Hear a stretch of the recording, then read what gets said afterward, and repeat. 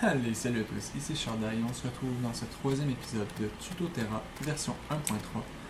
Dans cet épisode, on va parler du Brain of Cthulhu, qui est le deuxième boss quand votre monde est en Crimson. Donc, c'est le boss du Crimson, justement l'équivalent du Dévoreur de monde qu'on a parlé dans le dernier épisode. Donc, le Brain of Cthulhu, c'est quoi? C'est un gros cerveau, comme le nom le dit, qui a deux phases d'attaque. Deux phases très importantes, deux phases très distinctes. Parce que la première, il est invincible et la deuxième, il l'est pas, évidemment. Donc la première, il est invincible, mais il y a entre 20 et 30 creepers, donc des espèces de petits mobs, qui tournent autour de lui. Et que vous allez devoir tuer avant de pouvoir tuer le boss. Donc il y en a 20 à 30 qui ont 100 de vie chaque en mode normal, en difficulté normale. Qui vont tournoyer autour du boss. Le boss va se téléporter un peu partout, généralement proche de vous. Et les creepers vont orbiter autour de lui en essayant de venir vous attaquer. Donc, des armes avec du recul sont très efficaces pour cette partie-là. Puis ensuite vient la deuxième partie où c'est juste le boss qui se téléporte un peu partout en essayant de vous faire du dégât. Donc, les creepers sont morts, le boss change de forme, devient tangible, donc on peut l'attaquer. Et se téléporte pour vous attaquer. Donc, la zone de bord du Crimson est parfaite pour se battre. C'est une grosse zone dégagée. Vous voyez que j'ai fait des plateformes. Donc, j'en ai fait 5 de hauteur. Vous n'avez pas besoin d'en faire 5. J'en ai fait 5 au cas où, mais je pense pas les utiliser les 5. 4, voire 3, c'est suffisant selon moi. Mais voilà, j'avais de l'espace, donc j'en ai fait plusieurs.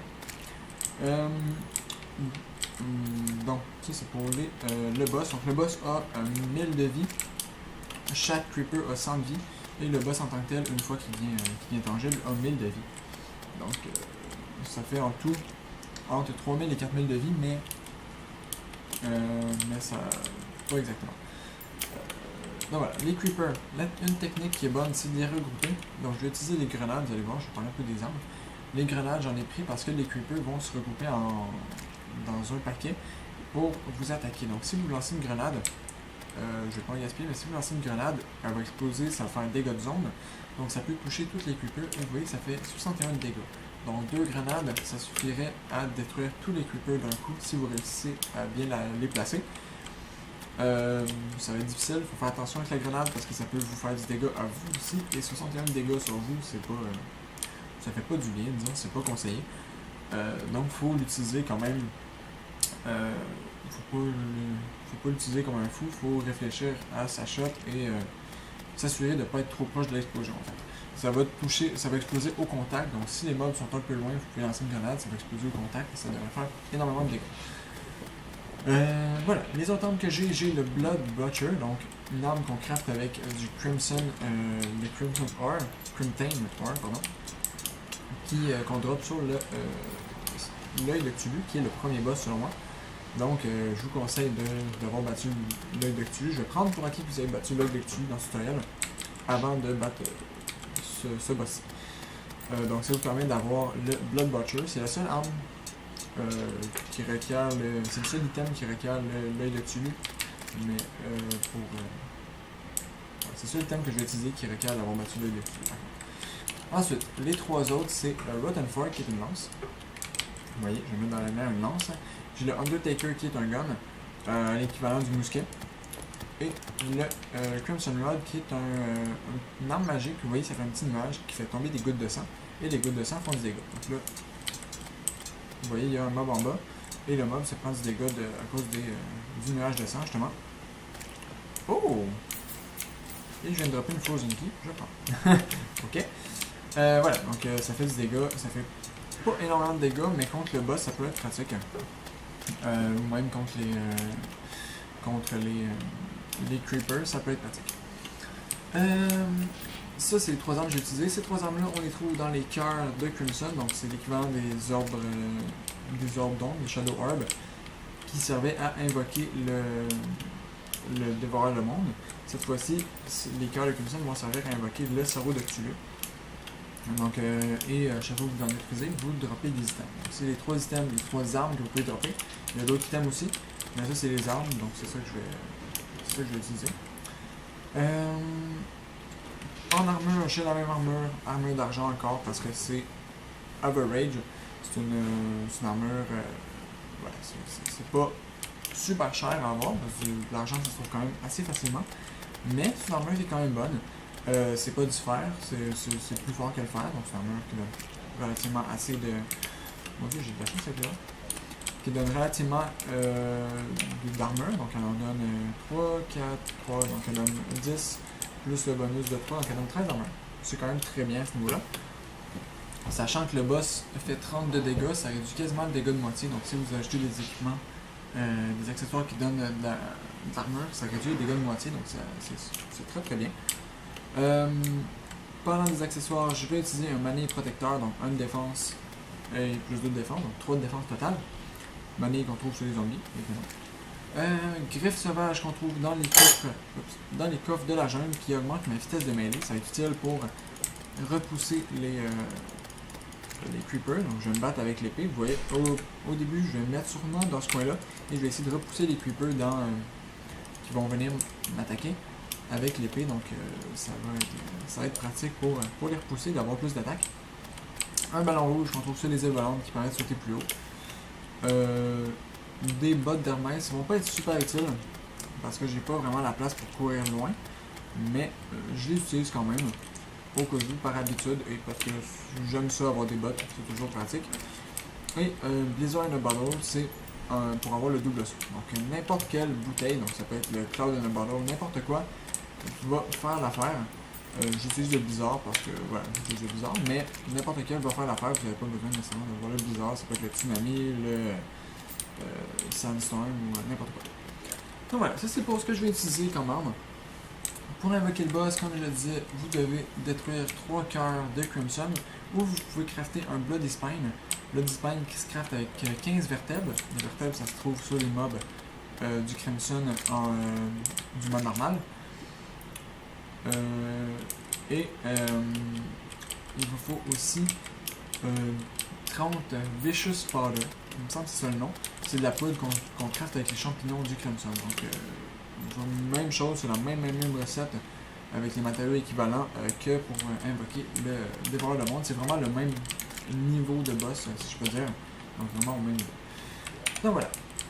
Je vais lancer le boss. Je vais expliquer un peu ma stratégie pendant le combat. Je vais pas faire de... Oh, non.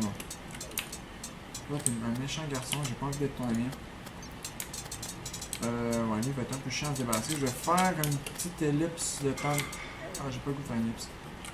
Dégage! Meurs, non. Je peux pas te repousser, évidemment. Ok, je vais juste m'en aller. Espérer. Wow, quoi? Je le bait loin. Merci. Et je vais m'enfuir ensuite. Parfait, on va le laisser en haut le coffre. J'ai pas envie de. Quoi? Non, franchement. Ok, tant pis, je vais faire une ellipse. Ellipse, on se retrouve pour le combat du boss. Bon, je suis de retour, j'ai réussi à me débarrasser de ce coffre qui m'a donné une petite arme un peu stylée. J'aime beaucoup, mais voilà, on va pas l'utiliser parce que c'est une arme du hard mode. Donc, on va lancer le combat. Je vais mettre tous au centre, on va voir ceux qui spawnent. Vous allez voir le cerveau qui est assez gros. Qui devrait. Il est où? Ah, il est là. Il est là. Vous voyez le cerveau, et là c'est toutes les petites. Ah non, merde. UFO. Bon, désolé, j'avais oublié mon UFO, j'ai oublié de l'enlever. Autant pour moi, je vais mettre un nuage et je vais pouvoir taper comme ça. Vous voyez, le recul est assez fort. Chaque petit creeper drop des ressources, donc les ressources que vous avez besoin pour crafter l'armure et tout. Donc, vous n'avez pas nécessairement besoin de battre le boss non plus, ce qui peut être pratique de juste farmer les creepers. Même si pour avoir les loots du boss, par exemple, il y en fait juste un. Allez, viens. Vous voyez, bon, voilà. Là, il change d'apparence et hop. Je vais le battre à l'épée. Oh, il est sensible au knockback, lui. Ok. Ah, ben, vous voyez, c'est très facile en fait. On va prendre la lance et on va juste le reculer comme ça à la lance. Ça va se faire assez bien. J'ai des cœurs un peu partout. Je peux prendre potion de vie. Hop. Ok.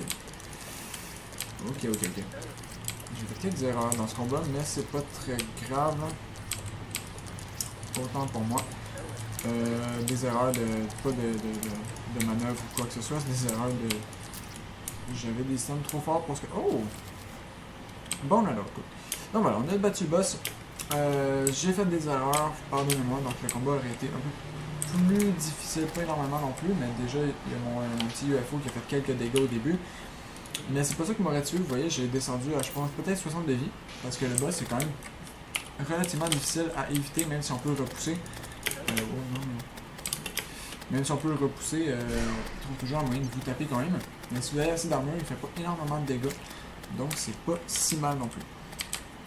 Donc voilà, ça c'était le boss. Il drop des Crimtine Ore encore plus. Des tissus sample qui vont vous permettre de crafter l'armure de Crimson, qui est assez forte. Ils vont permettre de crafter aussi